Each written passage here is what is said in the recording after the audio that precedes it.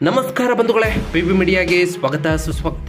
ಬಂಧುಗಳೇ, ಇವತ್ತು ಸ್ವತಂತ್ರ ದಿನಾಚರಣೆ ಆದ್ದರಿಂದ ಎಲ್ಲೆಡೆ ಸ್ವತಂತ್ರ ದಿನಾಚರಣೆ ಬಗ್ಗೆ ಮಾತಾಡ್ತಿದ್ದೇವೆ. ಅದೇ ರೀತಿ ಸ್ವತಂತ್ರ ದಿನಾಚರಣೆಯನ್ನು ಸೆಲೆಬ್ರೇಟ್ ಮಾಡ್ತಿದ್ದೇವೆ ಬಂಧುಗಳೇ. ಆದರೆ ಇದನ್ನು ಯಾವ ಖುಷಿಗೆ ಸೆಲೆಬ್ರೇಟ್ ಮಾಡಬೇಕು ಅಂತ ಗೊತ್ತಾಗ್ತಿಲ್ಲ ಬಂಧುಗಳೇ. ಯಾಕೆಂದರೆ ನಾನು ಈ ಮಾತನ್ನು ಹೇಳೋಲಿಕ್ಕೆ ಕಾರಣ ಏನಂದ್ರೆ ಬಂಧುಗಳೇ, ನಿಜವಾಗ್ಲೂ ಮಹಿಳೆಯರಿಗೆ ಸ್ವಾತಂತ್ರ್ಯ ಸಿಕ್ಕಿದ್ಯಾ?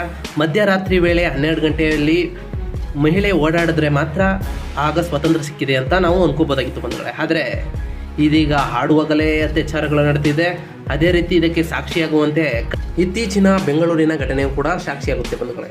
ಅದೇ ರೀತಿ ಕೋಲ್ಕತ್ತಾದ ಮೆಡಿಕಲ್ ವಿದ್ಯಾರ್ಥಿನಿಯ ಮೇಲೆ ಮಧ್ಯರಾತ್ರಿ ವೇಳೆ ಸಾಮೂಹಿಕವಾಗಿ ಅತ್ಯಾಚಾರ ಬೆಸಗಿದ್ದಾರೆ ಬಂಧುಗಳೇ. ಇದಕ್ಕೆ ಸಂಬಂಧಿಸಿದಂತೆ ಪ್ರೊಟೆಸ್ಟ್ ಕೂಡ ನಡೀತಾ ಇದೆ ಬಂಧುಗಳೇ. ಕೋಲ್ಕತ್ತಾದ ಸರ್ಕಾರಿ ಆರ್ಜಿಕರ್ ವೈದ್ಯಕೀಯ ಕಾಲೇಜು ಮತ್ತು ಆಸ್ಪತ್ರೆಯಲ್ಲಿ ಅತ್ಯಾಚಾರ ಮತ್ತು ಕೊಲೆಯಾದ 31 ವರ್ಷದ ವಿದ್ಯಾರ್ಥಿನಿ ದೇಹದಲ್ಲಿ ಸುಮಾರು 150 mgಯಷ್ಟು ವೀರ್ಯ ಪತ್ತೆಯಾಗಿದೆ ಬಂಧುಗಳೇ. ಇದು ಸಾಮೂಹಿಕ ಅತ್ಯಾಚಾರವನ್ನು ಸೂಚಿಸಿದೆ ಎಂದು ವಿದ್ಯಾರ್ಥಿನಿಯ ಪೋಷಕರು ಹೈಕೋರ್ಟ್ಗೆ ತಿಳಿಸಿದ್ದಾರೆ ಬಂಧುಗಳೇ.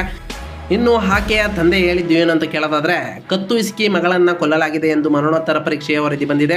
ಅಲ್ಲದೆ ಲೈಂಗಿಕ ದೌರ್ಜನ್ಯವೂ ನಡೆದಿದೆ ಎಂಬುದನ್ನು ಅದರಲ್ಲಿ ಉಲ್ಲೇಖಿಸಲಾಗಿದೆ ಎಂದು ಅವರು ಅರ್ಜಿಯಲ್ಲಿ ತಮ್ಮ ಅಳಲನ್ನು ತೋಡಿಕೊಂಡಿದ್ದಾರೆ ಬಂಧುಗಳೇ. ಇನ್ನು ಮಗಳ ದೇಹದಲ್ಲಿ ಹಲವು ಗಾಯದ ಗುರುತುಗಳಿವೆ. ಅವು ಮಗಳ ಮೇಲೆ ನಡೆದಿರುವ ಕ್ರೂರ ಮತ್ತು ಹಿಂಸಾತ್ಮಕ ದಾಳಿಯನ್ನು ಸೂಚಿಸುತ್ತಿದೆ ಎಂಬುದನ್ನು ಮರಣೋತ್ತರ ವರದಿ ದೃಢಪಡಿಸುತ್ತಿದೆ ಬಂಧುಗಳೇ. ಈ ಕುರಿತು ಹೆಚ್ಚಿನ ತನಿಖೆಗಾಗಿ CBIಗೆ ವರ್ಗಾಯಿಸಲು ಕೋಲ್ಕತ್ತಾ ಹೈಕೋರ್ಟ್ ಮಂಗಳವಾರ ಆದೇಶಿಸಿತು ಬಂಧುಗಳೇ. ಇನ್ನು ಪೋಷಕರ ಅರ್ಜಿಯಲ್ಲಿರುವ ಪ್ರಮುಖ ಅಂಶಗಳು ಏನಾಗಿತ್ತು ಅಂತ ಕೇಳೋದಾದರೆ, ಮಗಳ ತಲೆಯ ಹಲವೆಡೆ 2 ಕಿವಿಗಳಲ್ಲಿ ತುಟಿಗಳಲ್ಲಿ ಗಾಯದ ಗುರುತುಗಳಿವೆ. ಆಕೆಯ ಕತ್ತಿಗೆ ಮತ್ತು ಕಚ್ಚಿದ ಗುರುತುಗಳು ಕಂಡು ಬಂದಿದೆ. ಇವೆಲ್ಲ ಹಿಂಸೆ ಮತ್ತು ಹಲ್ಲೆಯ ತೀವ್ರತೆಯನ್ನು ಎಷ್ಟಿತ್ತು ಎಂಬುದನ್ನು ಒತ್ತಿ ಹೇಳುತ್ತದೆ.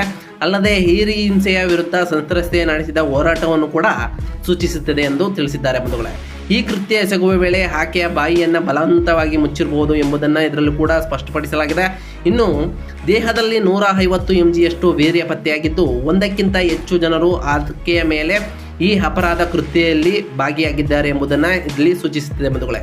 ಇಷ್ಟು ಪ್ರಮಾಣದ ವೀರ್ಯ ಕಂಡು ಬಂದಿರುವುದು ಸಾಮೂಹಿಕ ಅತ್ಯಾಚಾರ ನಡೆದಿರುವ ಶಂಕೆಯನ್ನು ಮತ್ತಷ್ಟು ದೃಢಪಡಿಸುತ್ತದೆ. ಇನ್ನು ಮಗಳನ್ನು ಕತ್ತು ಹಿಸುಕಿಕೊಳ್ಳುವ ಕೃತ್ಯದಲ್ಲಿ 3 ಭಾಗಿಯಾಗಿದ್ದರು ಎಂಬುದನ್ನು ಸಾಕ್ಷ್ಯಾಧಾರಗಳು ಸೂಚಿಸುತ್ತವೆ ಎಂಬ ಮಾಹಿತಿಯನ್ನು ವಿಶ್ವಾಸಾರ್ಹ ಮೂಲಗಳಿಂದ ನಾವು ತಿಳಿದುಕೊಳ್ಳಬೇಕಾಗಿದೆ ಬಂಧುಗಳೇ. ಇನ್ನು ಒಬ್ಬ ವ್ಯಕ್ತಿಯಿಂದ ಆದ ಕೃತ್ಯ ಅಲ್ಲ, ಹಲವರು ಪಾಲ್ಗೊಂಡಿರುವ ಶಂಕೆ ಇದೆ. ಆದರೂ ಪೊಲೀಸರು ಸೂಕ್ತ ಕ್ರಮ ತೆಗೆದುಕೊಂಡಿಲ್ಲ. ಆರ್ಜಿಕರ್ ವೈದ್ಯಕೀಯ ಕಾಲೇಜು ಮತ್ತು ಆಸ್ಪತ್ರೆಯ ಪ್ರಾಂಶುಪಾಲರು ಹಾಗೂ ಸುರಕ್ಷತೆಯ ಜವಾಬ್ದಾರಿ ಹೊಂದಿದ್ದವರನ್ನು ಇಲ್ಲಿವರೆಗೆ ಬಂಧಿಸಿಲ್ಲ ಎಂದು ತಿಳಿದು ಬಂದಿದೆ ಬಂಧುಗಳೇ.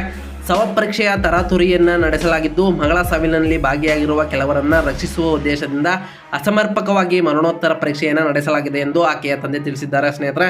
ಇನ್ನು ತನಿಖೆ ಆರಂಭಿಸಿದ CBI ಏನೇ ಹೇಳ್ತು ಅಂತ ಕೇಳೋದಾದ್ರೆ ಬಂಧುಗಳೇ, ಕೋಲ್ಕತ್ತಾ ಹೈಕೋರ್ಟ್ ಆದೇಶದಂತೆ ಈ ಪ್ರಕರಣವನ್ನು CBI ವಹಿಸಿಕೊಂಡಿದ್ದು, ತನಿಖೆಯ ಸಲುವಾಗಿ CBI ಹಿರಿಯ ಅಧಿಕಾರಿ ತಂಡ ಬುಧವಾರ ಬೆಳಗ್ಗೆ ಕೋಲ್ಕತ್ತಾ ತಲುಪಿದೆ ಬಂಧುಗಳೇ. ಇನ್ನು ವೈದ್ಯಕೀಯ ಮತ್ತು ವಿಧಿ ವಿಜ್ಞಾನ ತಜ್ಞರನ್ನು ಒಳಗೊಂಡ CBI ಅಧಿಕಾರಿಗಳ ತಂಡ ಟ್ರೈನಿ ವೈದ್ಯೆಯ ಮೃತದೇಹ ಪತ್ತೆಯಾದ ಆರ್ಜಿಕರ್ ವೈದ್ಯಕೀಯ ಕಾಲೇಜು ಹಾಗೂ ಆಸ್ಪತ್ರೆಯ ಸೆಮಿನಾರ್ ಸಭಾಂಗಣದಲ್ಲಿ ಪರಿಶೀಲನೆಯನ್ನು ನಡೆಸಲಾಗಿದೆ ಬಂಧುಗಳೇ. ಅಲ್ಲದೆ ಸಂಸ್ಥೆ ಮತ್ತು ಅಂದು ಕರ್ತವ್ಯದಲ್ಲಿದ್ದವರ ದೂರವಾಣಿ ಕರೆಗಳ ವಿವರವನ್ನು ಕೂಡ ಪಡೆದು ಪರಿಶೀಲಿಸಲಾಗಿದ್ದು, ತನಿಖೆಗಾಗಿ CBI ಅಧಿಕಾರಿಗಳ ತಂಡವನ್ನು 3 ಗುಂಪುಗಳಾಗಿ ವಿಂಗಡಿಸಲಾಗಿದೆ ಬಂಧುಗಳೇ. ಮರಣೋತ್ತರ ಪರೀಕ್ಷೆಯಲ್ಲಿ ಮ್ಯಾಜಿಸ್ಟ್ರೇಟ್ ಸಮ್ಮುಖದಲ್ಲಿ ನಡೆಸಲಾಗಿದ್ದು, ಯಾವುದೇ ಲೋಪ ಆಗದಂತೆ ಎಚ್ಚರ ವಹಿಸಲಾಗಿದೆ. ಪರೀಕ್ಷೆಯ ಇಡೀ ಪ್ರಕ್ರಿಯೆಯನ್ನು ಚಿತ್ರೀಕರಣ ಮಾಡಲಾಗಿದೆ. ಅಲ್ಲದೆ ವರದಿಯ ಪ್ರತಿಯನ್ನು ಕುಟುಂಬದ ಸದಸ್ಯರೊಂದಿಗೆ ಹಂಚಿಕೊಳ್ಳಲಾಗಿದೆ ಎಂದು ರಾಜ್ಯ ಸರ್ಕಾರದ ಪರ ವಕೀಲರು ಹೈಕೋರ್ಟ್ಗೆ ತಿಳಿಸಿದ್ದಾರೆ ಬಂಧುಗಳೇ.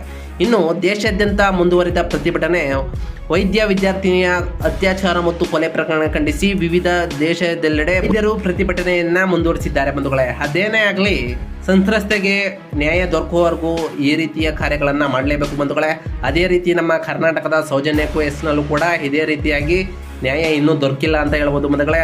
ಸರ್ಕಾರವು ಅವರ ವಿರುದ್ಧ ಕಠಿಣ ಕ್ರಮವನ್ನು ತೆಗೆದುಕೊಳ್ಳಿ ಅಂತ ಹೇಳ್ತಾ, ಇವತ್ತಿನ ಒಂದು ವಿಡಿಯೋ ಇಷ್ಟ ಆಗಿತ್ತು ಅಂದರೆ ದಯವಿಟ್ಟು PB ಮೀಡಿಯಾನ ಸಬ್ಸ್ಕ್ರೈಬ್ ಮಾಡ್ಕೊಳ್ಳಿ. ಹಾಗೆ ವಿಡಿಯೋಗೆ ಒಂದು ಲೈಕ್ ಕೊಡಿ ಅಂತ ಹೇಳ್ತಾ ಸಿಗ್ತೀನಿ ಮತ್ತೊಂದು ವಿಡಿಯೋದಲ್ಲಿ. Thank you for watching.